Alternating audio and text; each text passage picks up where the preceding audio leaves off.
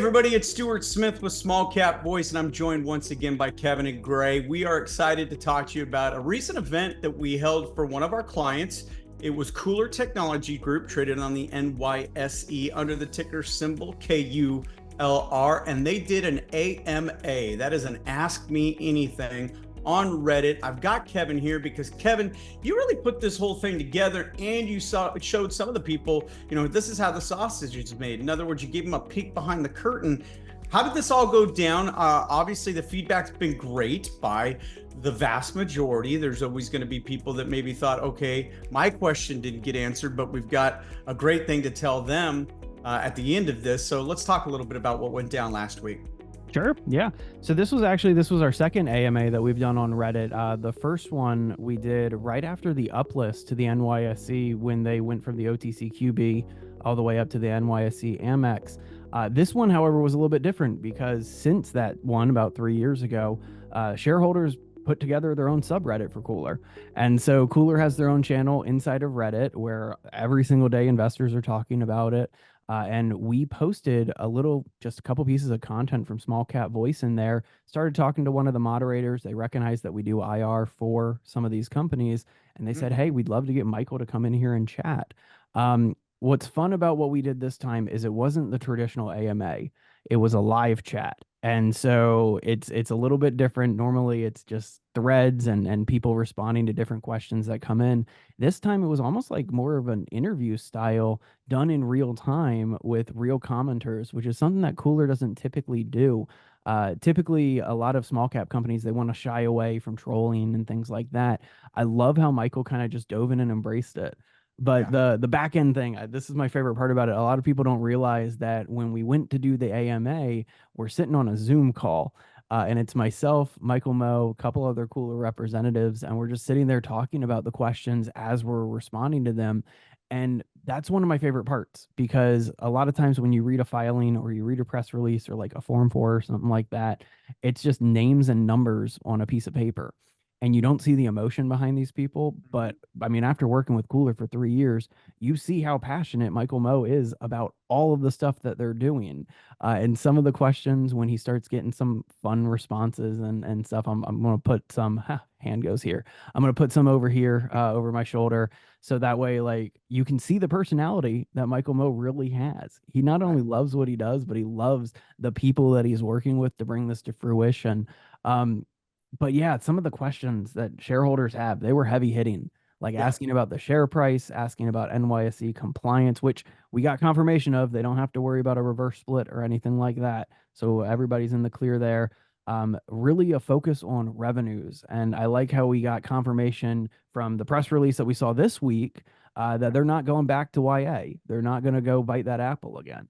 And so I think that a lot of this is just kind of a culmination of a lot of hard work coming to fruition, and we should see that reflected in a balance sheet pretty soon. Well, speaking of passionate, obviously the shareholders are passionate. I answer their emails. I take their direct phone calls as well. And, one of the things that the drum that gets beaten on a lot is, hey, there's not enough details in these press releases. And some of them say that because they want the best for the company. And they're like, man, you got to drop an Easter egg in here sometime. You got to give us something here, so that we can have this car company name. We can have this other company name. Okay, give us real revenue run rates, things like that. And again, I have to caution people because I've been doing this 25 years. The companies that are aggressive with their revenue estimates, I've not seen that work out yet. Okay. Maybe NVIDIA actually hits some of those marks. A lot of these other guys, when they come up short, that's exactly what happens. They come up short on their numbers and the shorters pounce in. So I can appreciate exactly what KULR's adamant about. They're adamant about, hey, we're going to hold this close to the vest. The filings show the numbers. The filings show the trend. They have been hitting a real nice stride here in 2024. Again, they were candid about why 2023 was a bumpy year. And there it is again. The Y was YA, Yorkville Advisors. They're not going back to that. But let's talk a little bit about, as we close this out, why some of the shareholders that may have been upset, why they should be happy. Well, I think I'll bring up a couple things here. Going back to the press releases that you were talking about, as the people who kind of work on the social side of things and get that news out to shareholders on a regular basis, It is not for lack of trying that that information is not in the press releases. KULR goes and reaches out to a lot of the companies that they're partnering with and customers of, and they say, what can we put in these press releases? And the companies are firing back saying, this is it. And so KULR does try to provide what shareholders are looking for, and it's not for lack of trying that the press releases have the little Easter eggs and breadcrumbs. I'm one of those people that asked KULR to get that out there. Well, they're not Uh, the big boy on the block yet, but they're an up and exactly. comer, and this is an opportunity to get a stock or in on a stock that's working with some massive companies, and those have been dropped. Okay. And we've Exactly. done a little bit of that breadcrumbing ourselves. Mhm. What I wanted to get, and I don't want to cut you off because I know you got other points, but what I wanted to get to right there is there's another AMA coming up, isn't there? There is, and that's the other big thing of it. In addition to we went into that thing with like 30 some odd like just pre-submitted questions, and we didn't even get through all of the pre-submitted questions in the AMA.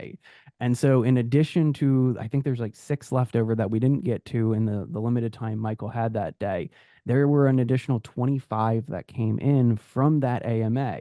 And so I'm already working with the moderators. We're scheduling up another one for in about 2 weeks. We'll get some more information out there. I'm sure KULR is going to tweet about it. Michael will tweet about it, and we'll get some more information out there. Should I say post? Yeah, they're going to post about it because tweeting is just not a thing anymore, I guess. But either way, we'll have some fun. We're going to try to answer as many of these questions as possible, and this is where it's kind of up to the shareholders. Michael loves doing this stuff. Like we hung out, we had a great time, we laughed a bunch, we had a great time with the shareholders. If the questions keep coming in, Michael will keep coming back. And it's up to the shareholders to continue asking the questions, the hard-hitting questions that they want to see. That's what shapes a public company. The Mhm. shareholders do. The shareholders are what shapes the public company. And depending on how the questions come in and the directions, that's when a CEO can recognize different opportunities. And I saw Michael excited on that AMA. He wants to come back for another one. So in about 2 weeks, we'll have another one, maybe Awesome. another one after that, depending on if more questions come in. But all I know is that KULR is excited. And typically, when KULR gets excited, there's a lot of reason to be excited that they can't talk about. And so I'm excited for what's on the horizon.